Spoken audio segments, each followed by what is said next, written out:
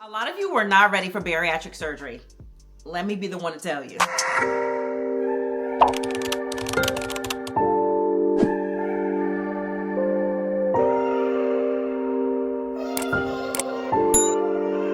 As someone who didn't do much research on bariatric surgery herself, and probably did the surgery for the wrong reasons, here are the 5 ways that you can figure out if you're ready for weight loss surgery or not. But before we get into today's video, if you've never seen my face before, hey girl, hey, my name is Janae, and I make a lot of content focused on fitness, wellness, and self-development, and helping you and I live our best healthy and active lives. So if that sounds like something you're into, go ahead and hit that subscribe button. Make sure you're following me on TikTok, Facebook, and Instagram. I post a lot of different content over there.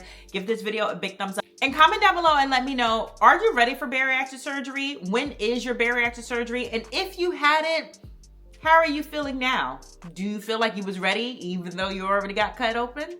Unlike taking pills or weight loss shots, bariatric surgery is one of the most extreme and permanent ways to lose weight. And as safe as these procedures are, they do come with some serious consequences if you don't follow the rules. And as someone who has had weight loss surgery herself 2 years ago and posts about my own journey, I am starting to see a lot more signs of people who just may not be ready for it. And here's the thing, that is okay. You may be going into this sick and tired and fed up and you feel like you're ready. And then once you go through it, you're probably thinking, I'm actually not ready for this. I'm actually not ready to make the changes that are required of me for long-term sustainable success. Now for me, I just wanted to lose weight. That's literally the only reason why I had bariatric surgery. I have done every single diet known to man. I have continued to work out on my long 12-year journey before getting bariatric surgery, and now 2 years after that. It has been a very long journey for me. And here's the thing, I never had an issue with losing weight. It was always maintaining the weight loss, and I couldn't figure out that part. So in 2022, my health really started to take a toll for the worse. I was sick and tired of being sick and tired, and I did not do much research on bariatric surgery beforehand. I just knew that this was going to help me lose weight. And because I made such a hasty and fast decision, I had to learn a lot along the way. So let's dig into these 5 signs. Number 1.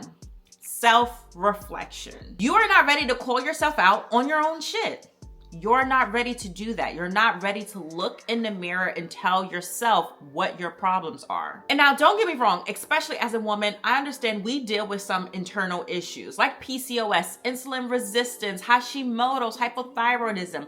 I understand that more than you know because I have had all of these things. And through my research and understanding of how the body works over these last couple of years, I know that these things make weight loss hard, but it doesn't make it impossible. And sometimes we get so comfortable with the excuse that we don't fight against the excuse. We have tried things over and over and over again. And here's the thing too, just recently, more currently, there's more preventative measures, there's more tools that are being used, there's more information that's accessible, that's not super toxic, like literally in these last 5 years. So if you're a millennial like me, then you probably have some really bad diet culture habits that you are breaking. And so knowing that and knowing that you have tried everything, it's kind of easy to just settle down and get used to the things that have been holding you back. Maybe it's just my body. Maybe I'm supposed to be like this. Like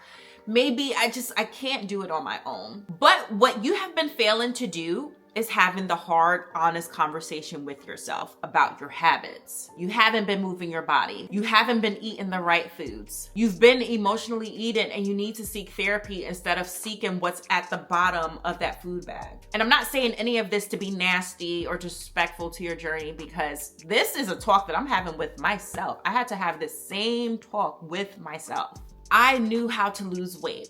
I lost 60 pounds a couple of times, 40 pounds, 20 pounds. I've done it over and over and over again on my 12-year journey before weight loss surgery. And like I said, with my background with playing sports, being in an army, trying to lose this baby weight, I never stopped working out during that time.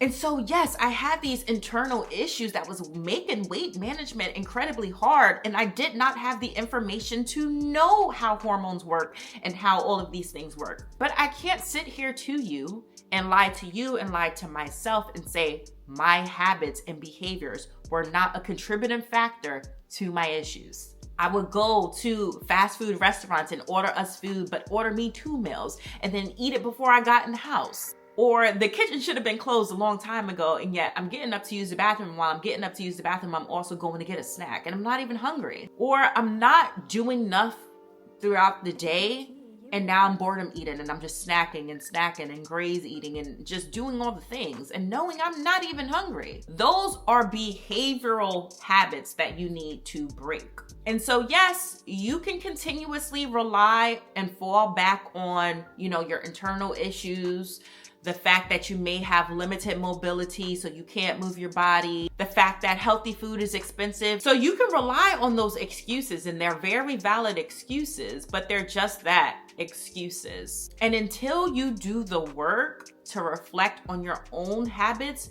this journey is going to be incredibly hard for you.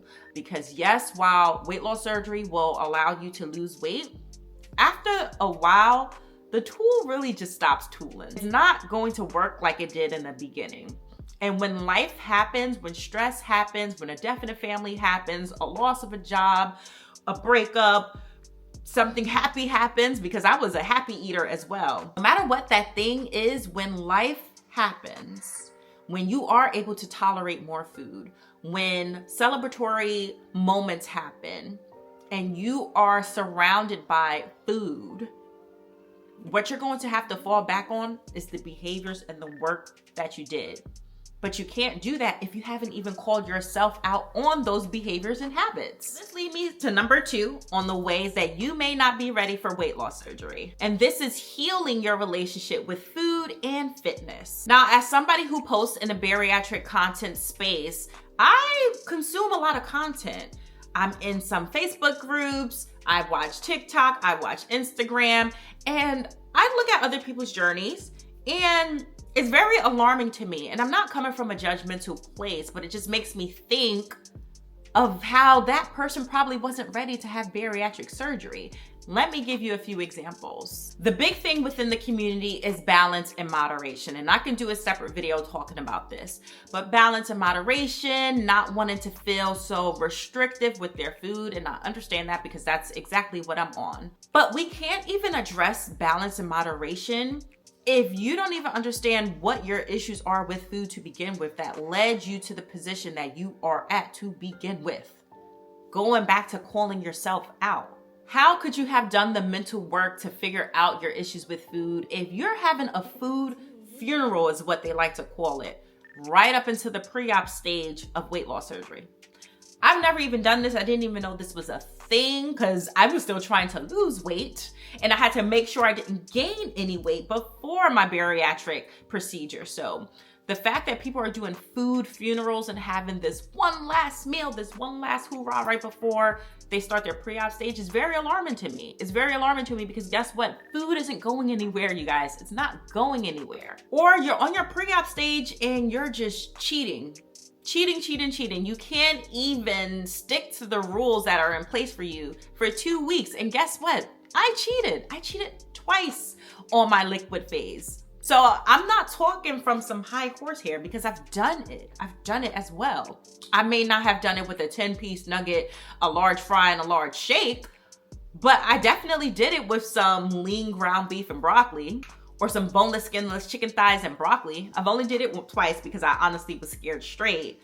But still, at the end of the day, I still cheated. So I'm no better than anyone else. Or something else I see is people are consuming chips on the puree stage.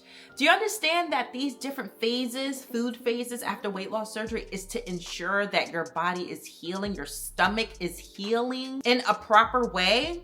It's not just so that you can hurry up and lose weight, it's so that you can heal.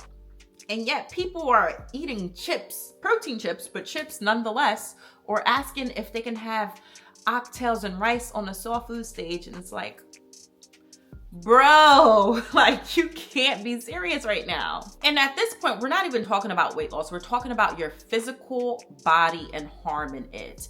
And the excuse is always, well, this person did it and nothing happened, or I've done it before and nothing happened. Okay, it didn't happen to them, or it didn't happen to that one time. Do you know how many times I might have consumed a certain food after weight loss surgery and I was fine, and then the next time it made me so incredibly upset? Couldn't understand why. Same food, same ingredients, just different timing. It's just the way my body reacts now. You don't know how your body is going to react. And just because you see someone else do it, what did our mamas used to say? If your friend jumps off a bridge, are you gonna jump too? Are you? There will be a time and a place for you to be able to consume whatever foods you're doing. I'm not demonizing any foods. If you follow my journey, then you already know I live a very balanced life and I consume a lot of foods that other people may say that you shouldn't. But it also took me time to get there. I had to heal my relationship with food. I had to heal my relationship with fitness so that I could get to the point where I can have sustainable weight loss and weight management. And so that I could consume these normal, junky types of foods without feeling like I'm binging, because I still didn't fix that relationship right there. And it's no longer a relationship for me. I'm not in a relationship with food anymore. I don't even look at it like that anymore. Number 3, and this one is probably gonna ruffle some feathers, but you can't control the outcome. And what I mean by that is, if hair loss happens, it happens. If loose skin happens, it happens.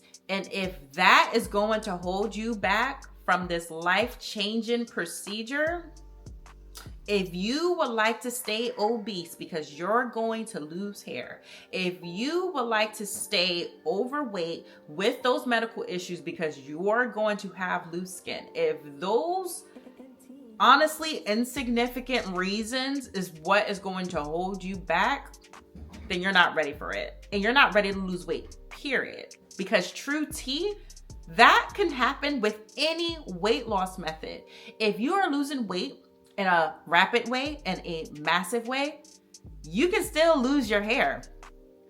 The girls on GLP-1 shots, taking pills like Contrave and Phentermine are talking about that experience. Even if you are natural, you can still have loose skin. If you are coming from a very morbid, obese, high weight, and now you are in a smaller body, what do you think is going to happen to your skin? No matter how much collagen you take, no matter how high your protein diet is, no matter how much weight training you're due, think of it as a rubber band. You stretched it out for so many times, for so long, the skin is not going to just snap back. You will be lucky if it does, and it's still not going to be the way it was before you even gained on the weight. So the only way to avoid these problems is by not getting fat to begin with.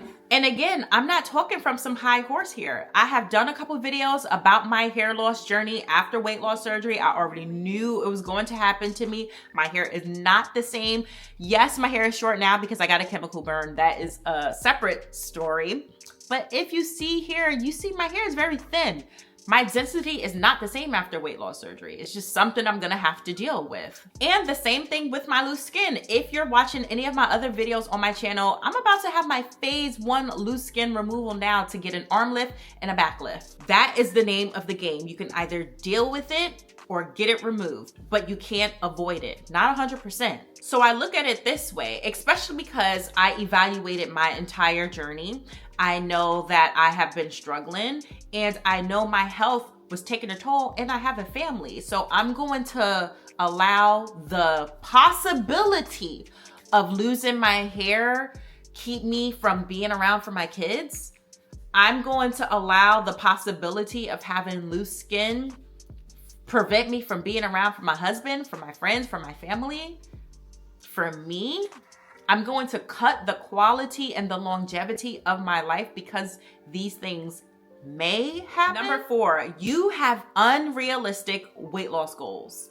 And trust me, I was very delusional about weight loss surgery and what the result was going to be. Here's the thing about bariatric surgery. You don't know how your body is going to react to it until you actually go through it, whether you have complications or not, whether you have side effects or not, whether you ever get to your goal weight or not. You can't determine how fast or how slow you're gonna lose the weight. Going back to loose skin, you can't determine where you're going to lose the fat first, second, third, last, where you're gonna have the loose skin. You can't make those determinations. Your body is going to do what it's gonna do. And something that I hear all the time is, I don't wanna lose too much weight. Guess what? You're probably not going to. Only 5% of people lose 100% of their excessive weight. And I did a video talking about how much weight you're expected to lose after weight loss surgery. Go ahead and watch it. I'll link it in the cards above for you. And then some people say, oh my God, I'm not losing enough weight. I've been losing so slowly. My weight loss surgery failed me. And then they haven't done way number one. They haven't been real with themselves and their behaviors and the things that they have been doing, because they didn't do number two, heal their relationship with food and fitness. It's all a circle. And the last thing, if you care about other people's opinions about what you are doing to your body, to take control of your life, to take control of your health, then you may not be ready for bariatric surgery. If the opinions of others are going to affect you that much to where you are teeter-tottering on having this surgery, having this life-changing surgery, then you may have some other work that you need to do. Because here's the thing, I didn't even ask my husband's permission. I did not even ask my husband's permission. I got the information. I came home and told him what I was going to do. I have a supportive partner though, but either way, I knew for myself what I have done to try to lose weight. And I knew for myself how I felt in my body and what I was sick of. And so I didn't care about anyone's opinion at that point. And here's also the thing. You don't have to tell people your business. You don't have to. You don't owe an explanation to nobody, especially if you're not a content creator. Whether it's people that you know at work, your friends, your family, you don't have to tell them your medical history. You don't have to tell them anything. But if you are going to disclose it, and if the opinions of others are going to affect you so much to where now you don't even want the surgery, guess what? They're gonna say that you're doing something anyway. They're going to say, the moment is so funny how, Ozempic and Mounjaro are so popular now, the shots, the weight loss shots, that the moment they see people have lost weight, they're like, you want them shots? Did you take them shots? So they're going to say that you did something anyway. They're going to talk anyway. People who are miserable are going to talk anyway. All you can do is control what's going on in your life and do what is best for you based off of your doctor's recommendations. Do not let the opinions of honestly miserable people affect something that could positively affect and impact your life. I know we are all human. We have the right to feel how we're gonna feel. We may not be ready for certain things. You probably didn't even think about anything that I have brought up in this video today. So I want you to take a moment to pause. While I know you are super excited to embark on bariatric surgery, I really want you to take the time to reflect and think about the longevity of your life. What happens after you lose weight?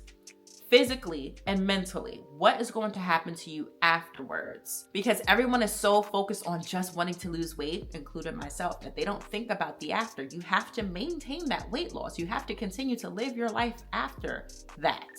So what does that look like? And if you feel like you're not ready, if you feel like there are some things that you still need to work through, take advantage of going to see a therapist. Most of us have to do a psych eval to get bariatric surgery now. Talk about these things with your clinic. At least the way my clinic was set up, there was no pass or fail when it came to the psych evaluation, but depending on what we said will make us have to do more appointments than just the one, just to give us more assistance. So don't be afraid to need more assistance, to make sure that you are mentally prepared for this journey, because once you get cut open, There is no reversing it. So no matter what, once you embark on this bariatric experience, it is a lifelong experience. You can stop taking pills. You can stop taking the shots. You can't undo what you've done once you have bariatric surgery. So I want you to be well informed and prepared for this decision. Now, if you need some more support, if you want to talk to people who have been through it, I do have a Facebook support group. I'll leave it in the description box below for y'all. I hope you guys found this video informative. Let me know in the comments below what other weight loss surgery topics you want me to address. If you enjoyed this video, make sure you give it a big thumbs up, subscribe if you haven't already, and hit that bell icon. That way you're notified every single time I post a new video. Make sure you follow me on TikTok, Facebook, and Instagram. On TikTok, I'm always hosting live and answering your questions in a moment. And on Instagram, I'm super active in my stories. I do have a broadcast channel that end up knowing the tea first, so make sure you follow me over there. Thank you guys so much for watching, and I will see you in the next video.